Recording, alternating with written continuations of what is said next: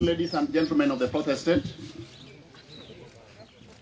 over the past 2 days, we converged here as leaders, professionals, and representatives of integral stakeholder segments and value chains drawn from the 6 counties of Nyanza to deliberate on the economic agenda and dispensation for that period moving forward.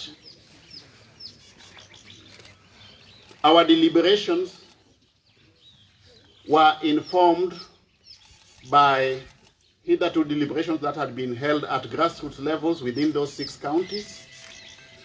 We have, based on the same, come up with a harmonized economic development position for the Nyanza region, which is aligned effectively to the hustler philosophy and the basic tenets and principles of the bottom-up economic model.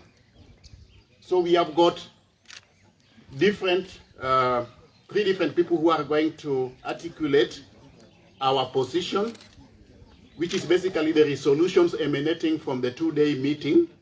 This will be done in turns, and I now call upon the first reader, Honorable Shadrach Vincent Mose, to read the first portion.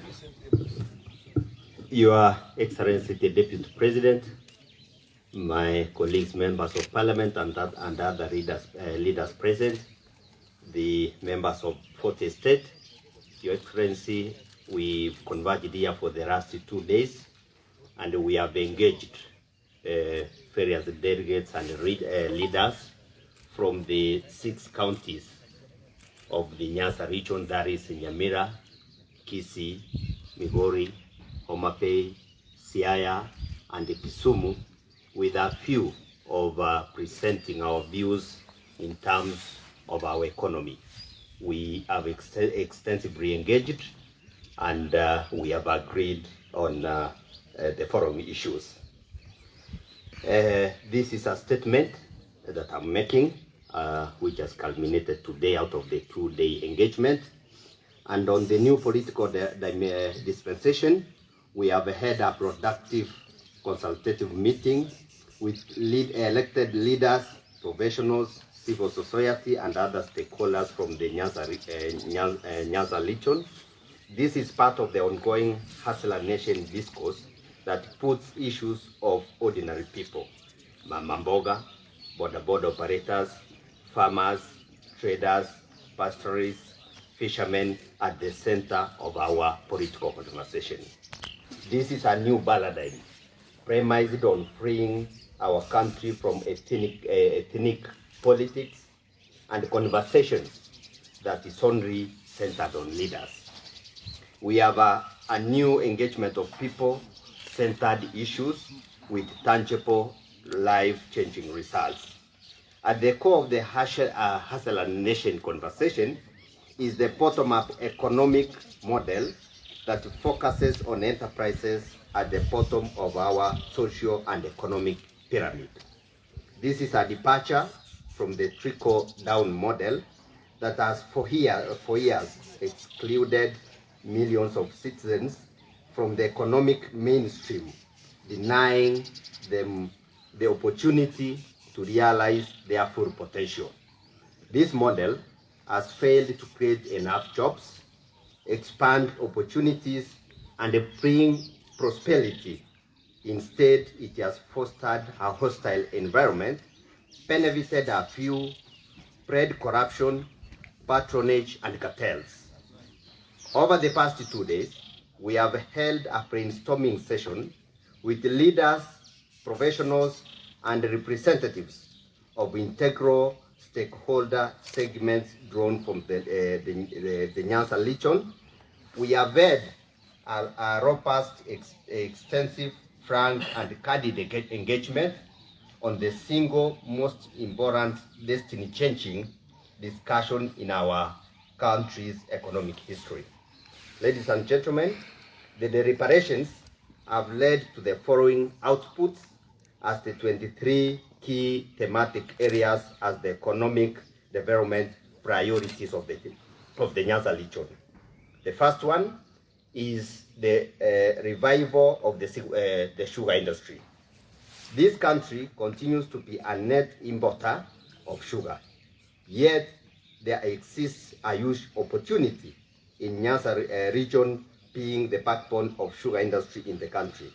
We are aware of the ongoing conversation between the national government, counties and farmers regarding the privatization of government-owned sugar factories. We appreciate this discussion and expect a speedy conclusion of it.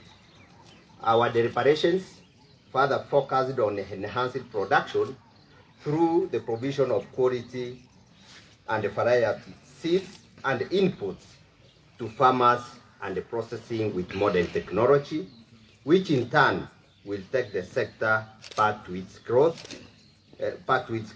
trajectory. Knowing that in the region, our cost of production per metric ton being the highest, a concern was raised whether we need to start thinking of alternative groups.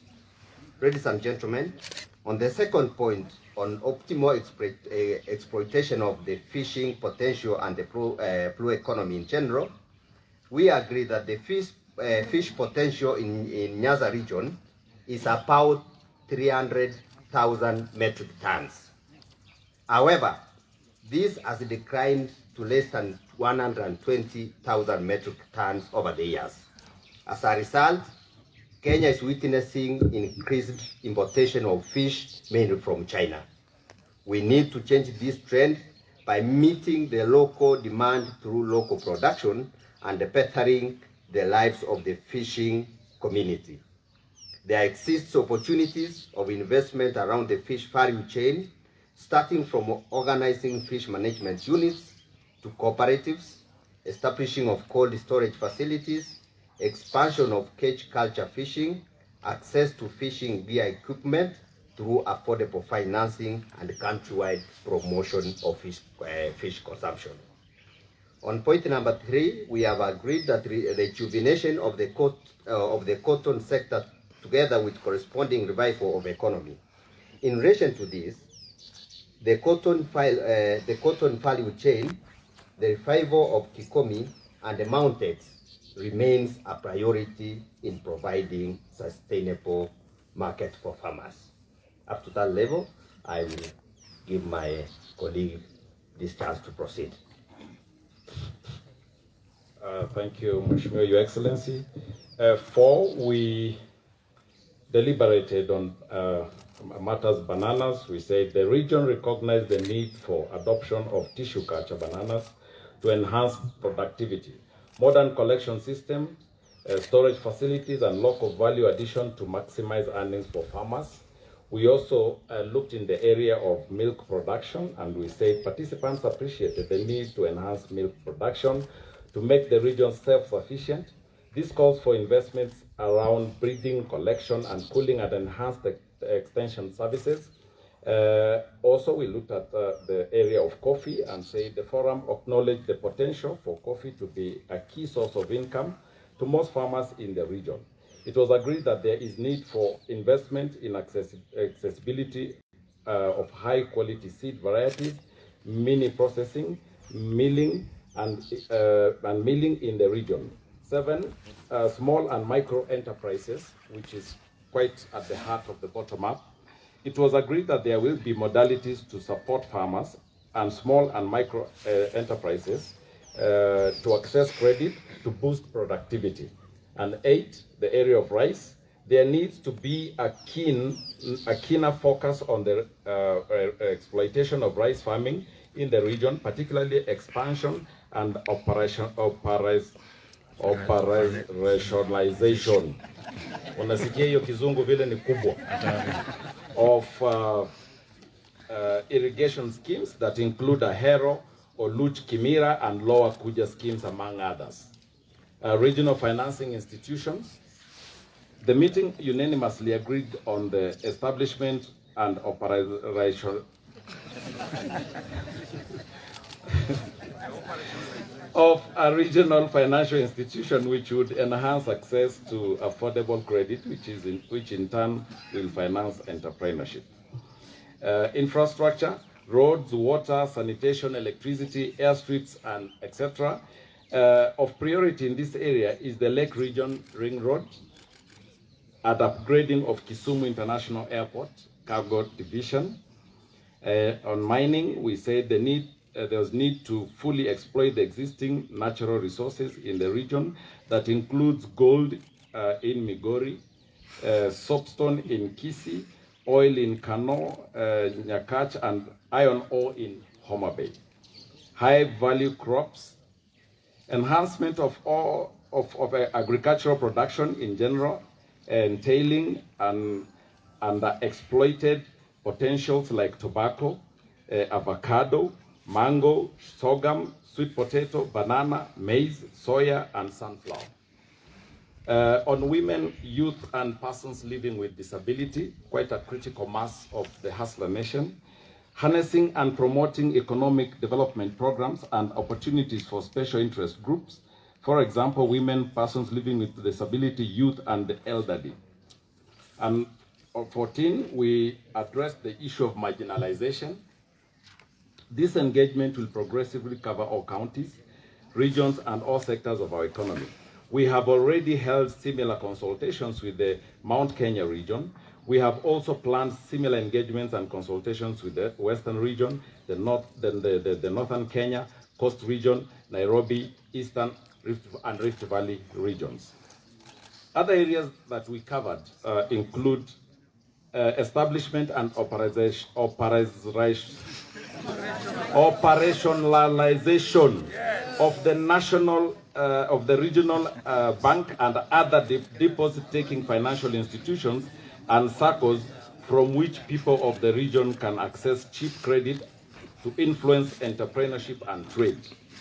Promotion of entrepreneurship and trade, SMEs. Infrastructure, roads, water, sanitation, electricity, airstrips, etc. Of priority in this area is the Lake Region Ring Road upgrading of Kisumu International Airport Cargo Division, among others.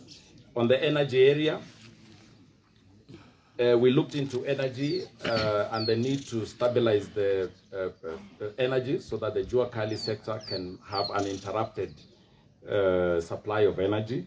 And then tourism, focusing on relevant aspects of the Western tourism circuit, cultural heritage, industry and creative industry, and support and sports as a business.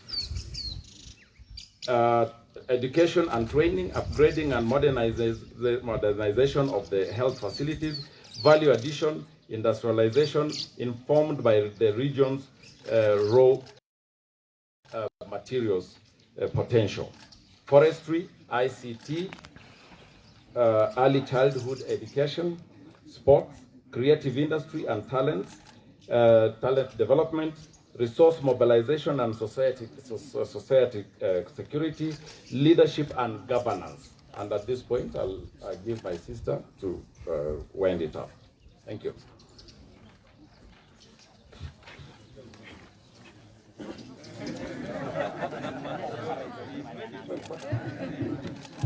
All right. I'll proceed from there, His Excellency. Today we have structured the framework for these consultations and agreed as follows. 1. The most important conversation on the empowerment of small businesses, increasing farmers' earnings and creating an enabling environment that rewards hard work, nurtures creativity, and promotes initiative for all to flourish. 2. To ensure that all-inclusive conversation takes root, we have agreed on a framework of engagement beginning at the grassroots with farmers, entrepreneurs, traders, cooperatives, and other producer and business associations encompassing all the key agricultural value chains, in particular tea, coffee, dairy, fresh produce, rice, and miraa. 3. Patriotic Kenyans of all shapes, scholars, professionals, subject matter experts, business and community leaders will be brought on board to facilitate this comprehensive, all-encompassing national engagement. This conversation will culminate in a national economic charter that embodies aspirations of and our commitments to Kenyans at the grassroots and especially the hustlers at the fringes of our economic life. This is the new conversation and this is the new politics. Thank you. Before we invite the Deputy President to finish, I will ask the members of parliament to take a moja tutaanzia Osoro.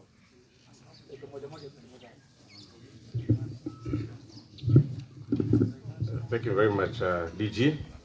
I think mine is to try and simplify a lot of legal, or rather statement that has been read here, and say that we appreciate the diversity that we enjoy as a people that is sandwiched between a certain geographical region called the Nyanza region. And our diversity, is far-fetched, reached, or rather it actually stretches back to our cultures and our things that we do for our economic values. Many of which, of course, involve things to do with farming and the things that we engage in terms of the economic, anything that we engage in for economic value. Things to do with soapstones, things to do with tea farming, things to do with fish farming, and things to do with our staple food, which we tend to, we place it as the second staple food in this country, called rice, in Ahero and the other places. What we want to say and want to tell our people is that the meeting today that comprised of people from different regions and experts that drive an agenda, that sought to drive an agenda for our region, went down to the ground and looked at things that matter to us as a people. And as I've said, in a region, for example, like Kisii, there are things that matter for discussions. When you talk about coffee, when you talk about tea, when you talk about soapstone, that is something that touches of the people. And that boils down to things that we talk about when we talk about the bottom-up economy. If you raise the value of the soapstone, for example, for the people of South Mugrango, then you'll have raised the stake, you'll have touched the common person down there, and that is what we're talking about, because as it is right now, the people that do the soapstone mining in the villages do not have anything to do like the industry, for example. They have no market that is ready, there's no value addition for such matter, and that is why we talk about this bottom-up economy. We are also talking about the banana things. DG, I'm sure you're here. Talking about the bananas in Kisii. We're talking about the fish farming in the Luo Nyanza. That is the discussion that we've held here today for the past 2 days. And for us, we are now challenging our friends and our competitors, bring an alternative. You will feel like there is extra value addition you can add to the soapstone, for example, or banana or fish. Now bring to us and challenge us. For us, we brought it. We want to raise that farmer, the lowest farmer. Now bring an alternative and, challenge us and say, this direction of soapstone will not work. This will work. And that is why we are here today. Thank you very much.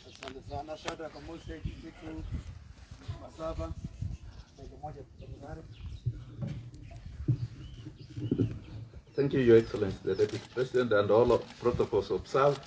I also want to add that this caucus today is an extremely critical and crucial caucus. First, as a region, we have come together to consolidate and synergize on the economic issues that we have. I am sure we have always dealt with the political issues without addressing the economic issues. And therefore, the issues that we have discussed about agriculture, the issue about the sugar industry, the coffee, the tea, education, all these are critical issues that touches on our people and our region. And that actually addresses or brings into focus the current conversation. The conversation that has addressed the issue of not positions, but has addressed the issue that it touches on the mamambogas, that it touches on the borders, that it touches on the common mwananchi. And Your Excellency, we want to say, as a region, for a long time, we have not had this chance to come together. And therefore, all that we have consolidated through our technical team, together with the political class, will assist to assist that region move forward politically. We therefore want to say we are ready as the political class, we are ready as the economic team to work together to synergize all the resources that we have, the human resource and the expertise that we have to make sure that the contribution we make as a region goes a long way to assist our people, and therefore the aspect of bottom-up would be able to grow our region economically and consequently politically. Thank you so much. Thank you.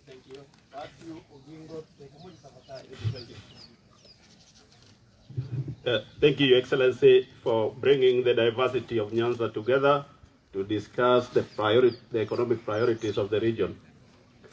Your Excellency, we are persuaded by your policy proposition on how to implement the bottom-up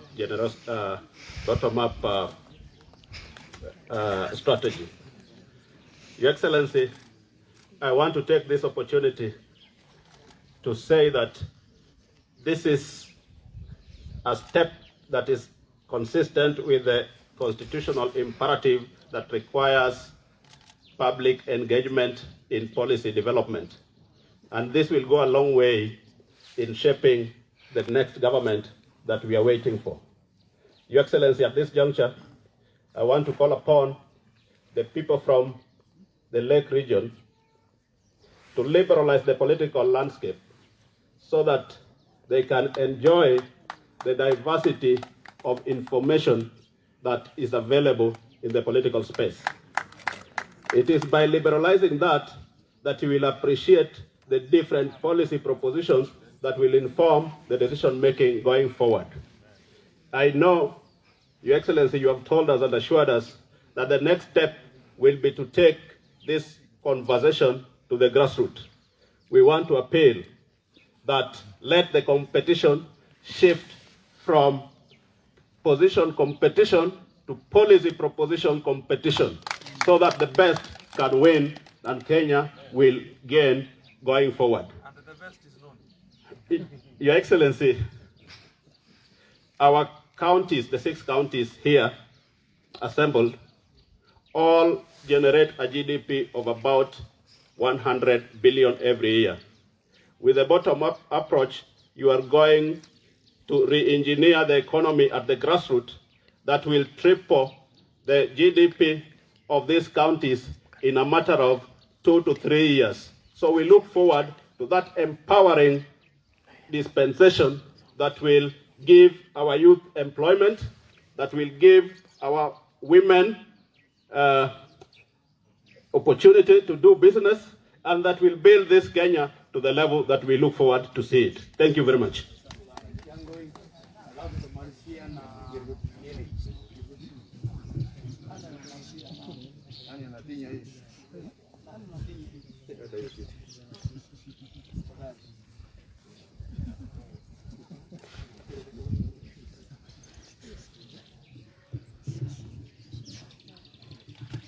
Thank you. My name is Jango Yombasa from Nyamira. Every 5 years, if you have watched us, and over the years, we go to the people and try and give a lot of promises. Promises to help our people, to uplift the lives of our people, to improve their welfare. As politicians, that's what we do during elections. At the end of the 5 years, the people are still at the point where we found them. Those promises have not been fulfilled. Because the model that has been applied, the trickle-down model, ni kama ile maji ambao which comes down in drops.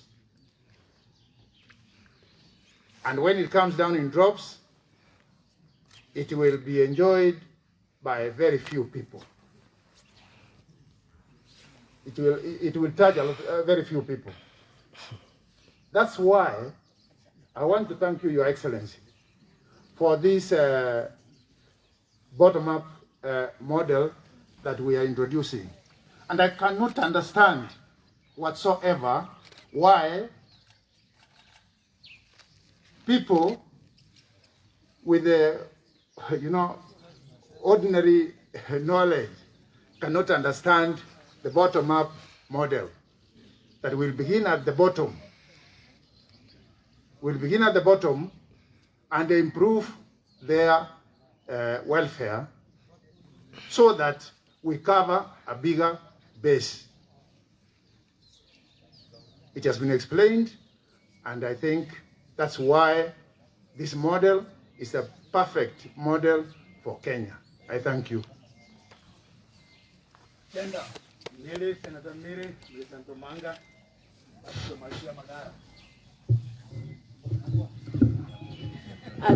I just want to sum it up by saying that the contest is now very clear.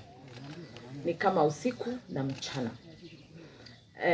The contest is between those who want to change the constitution and us who want to change the economy. The contest is between the bottom up and trickle down. The contest is between those who want to create positions as we want to create jobs.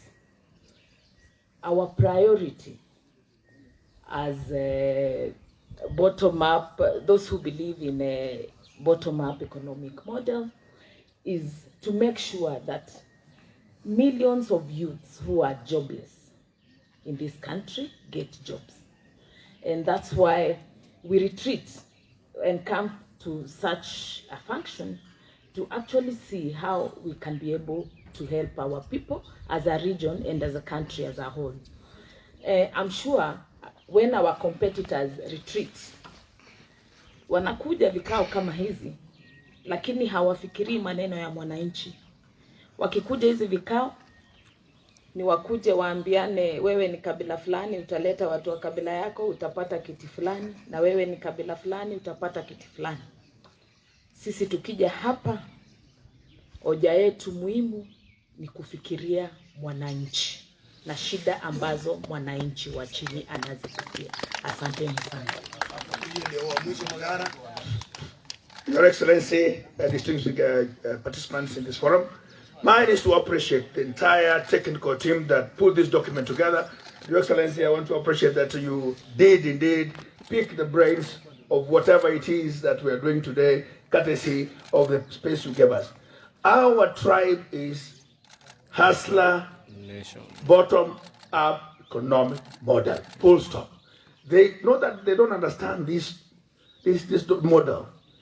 It's because they want to confuse Kenyans by some meaningless slogans and statements which don't make sense. And because those who fear change will always resist that change. We are telling them the moment of that change is now, and the moment of discussing economic empowerment vis-a-vis political position sharing is long gone. And I do believe that our Deputy President, the 5th President of this Republic of Kenya, is capable and able and meaning and willing to deliver Kenyan from here to the next level using the bottom-up approach, touching 15 million Kenyans at the bottom of the pyramid. God bless you, and God bless the Deputy President of Kenya. Thank you. Asante sana, na mimi niseme kitu moja.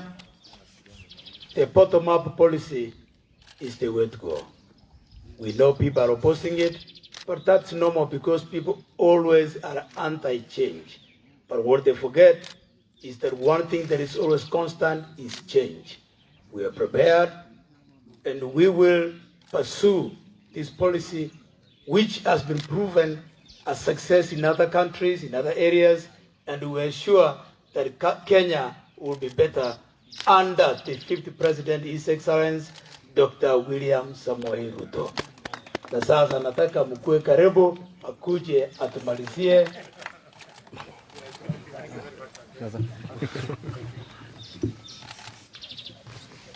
Okay, those of us who have seats. I know we are sitting under the scorching sun, but so are our friends from the media. First, let me take this opportunity to thank and congratulate the participants here present, leaders from the 6 counties of the Nyanza region, professionals who have volunteered their time and expertise, other stakeholders from different sectors who also have made their contributions in a robust, informative, and in the best way that they could.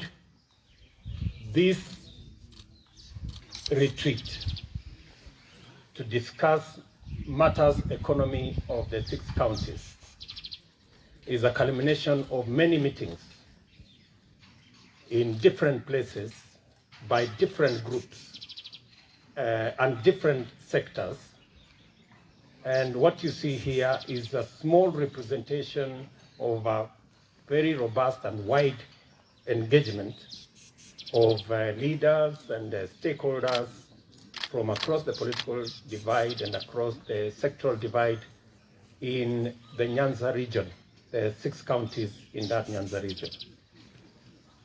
I am very proud and humbled to be here with my technical team to listen and to engage with this team so that together we can formulate an economic blueprint that will become the centerpiece of our engagement going into the next election.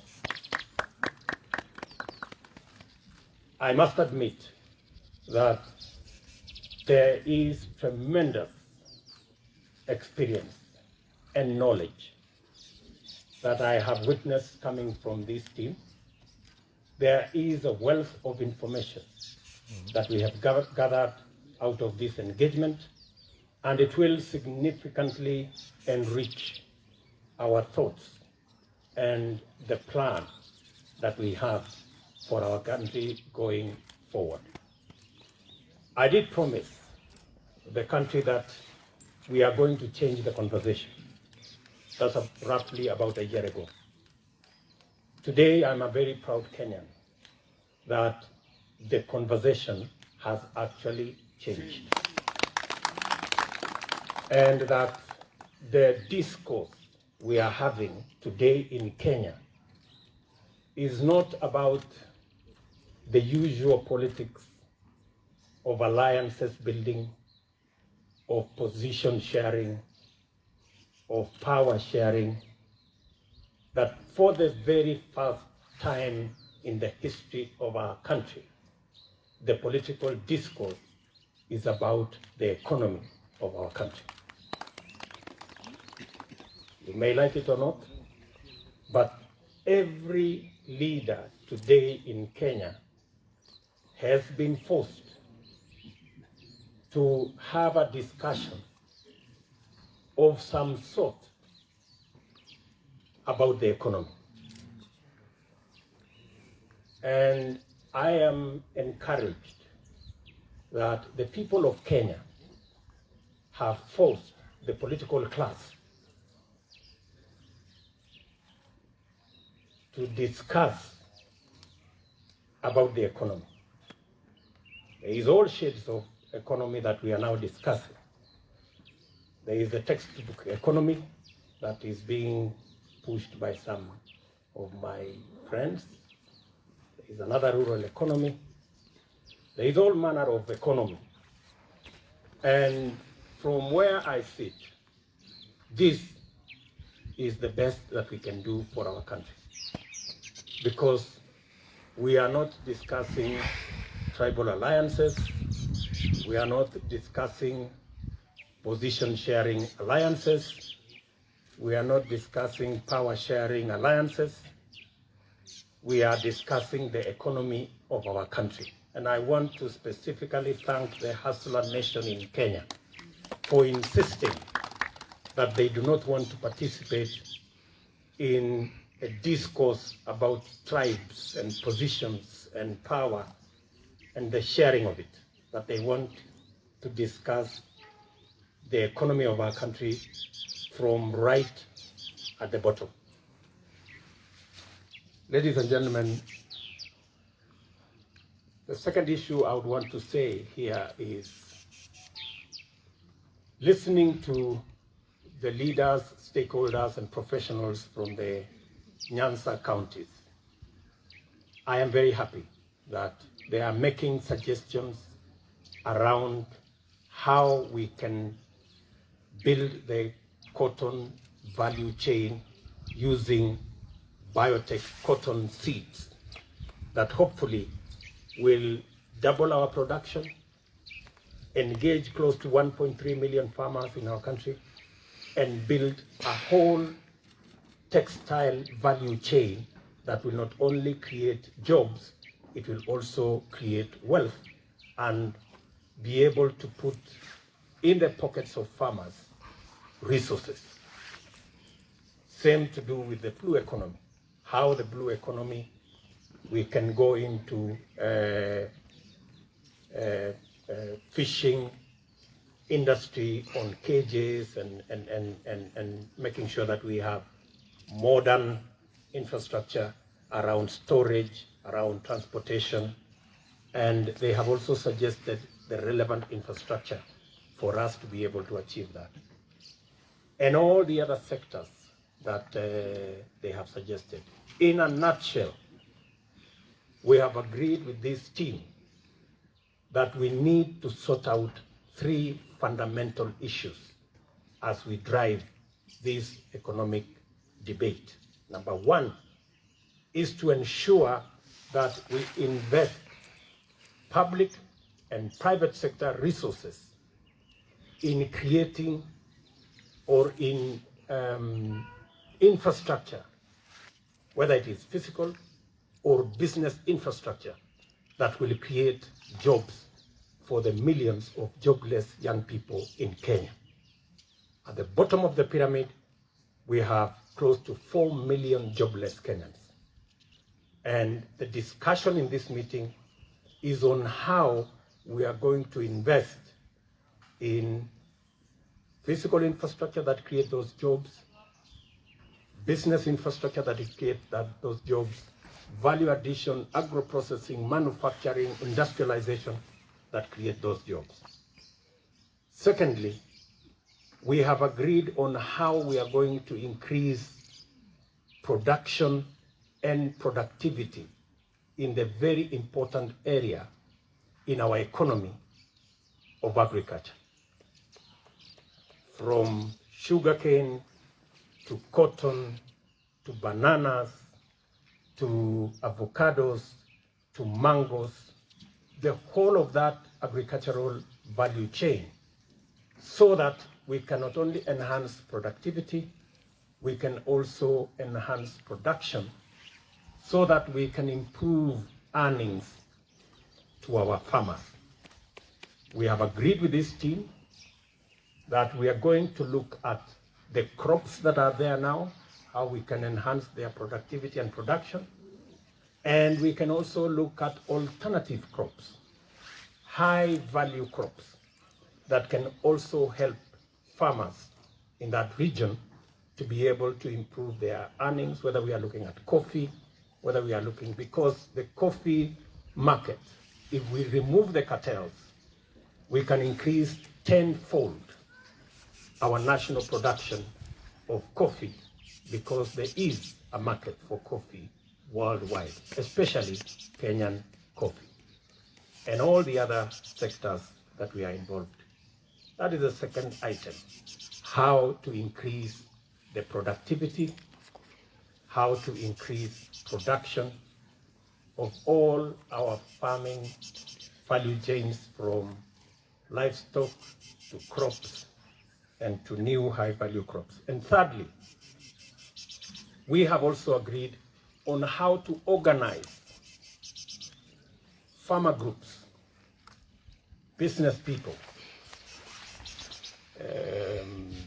people selling in our markets, the mama mbogas, the entrepreneurs, micro, small, medium enterprises, how to organize them into viable entities as circles, as cooperatives, so that we can liberate them from the shackles of Shylocks and predatory lenders, and be able to access credit to all those categories who today pay at disproportionate rates of interest. While corporates are paying 10%, many SMEs are paying anywhere to 1,000% per year. So we have agreed that we are going to organize the whole of that sector into viable entities, into circles, into cooperatives, so that we can leverage and build capacity for enterprises at the bottom of the pyramid to be able to access credit that is reasonable, and that once organized, then it is possible to find government support or private sector support and build the necessary capacity so that we can drive out poverty at the lower level and allow the small, micro, medium enterprises to begin the journey of growing into bigger enterprises, into bigger institutions, and be able to make the hustlers at the bottom of the pyramid begin to leverage on what the interventions we are going to make to grow their enterprises. And that way, we can be able to expand at the bottom of the pyramid the number of taxpayers, so that it's not the 4 or 5 million people who pay tax today. We can go to 10, 12, 15 million taxpayers, and we can reduce the burden on those who are paying taxes today, because we have more people whom we have assisted to come into the platform where they can support our country, and we can progressively begin to exit the dangerous debt levels that currently are in our country, as we are able to fund our development using locally developed resources and locally raised taxes. So this is a very important conversation. I know you are aware that today marks exactly 1 year to the next election. And I am very happy that on day 1 of the last year, we are discussing matters economy, that we are not discussing all the other issues. I am very proud that the conversation in Kenya has changed. I welcome all the other leaders, including my competitors, to engage the people of Kenya on this very important subject of the economy. They should not be intimidated by the fact that we have a bottom-up economic model that is superior. I encourage them to look for alternative models, and they should not waste their time trying to discredit the bottom-up economic model. They should be telling us how their trickle-down economic model is going to do better, which it has not done for the last 50 years. And talking about models, I have seen some of my competitors say, let us not make this conversation about models. But I want to tell them two things. For us to connect 8 million people to electricity in the last 9 years, we changed the connection model.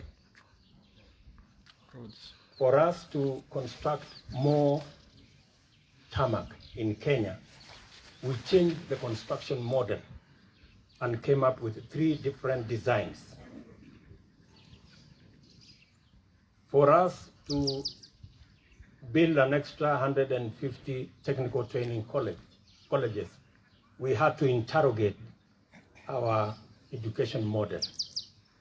So, my friends, let us have a conversation about the economic model that will work. Don't try to run away and say, this is not about models. And lastly, I don't know why people are confident or are comfortable with us discussing models of governance, whether it is presidential, parliamentary, or hybrid.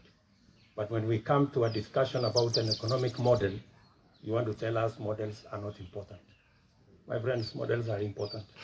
Let's have a discussion about which model will pull our country from the place where we are, where we have 4 million people without jobs or underemployed, where we have 6 million Kenyans who are struggling business people and require support, and where we have close to another 6 million people in our farms who are on food relief.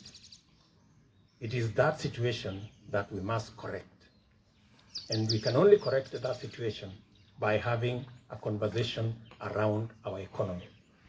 And it is my considered view that a discussion about the economy will never suffice until we are discussing a bottom-up economic model that will lift the millions at the bottom and begin to journey them to the middle, build a bigger middle class, and be able to create a nation where nobody is left behind and the majority, if not all, have a chance to be the best they can in our country.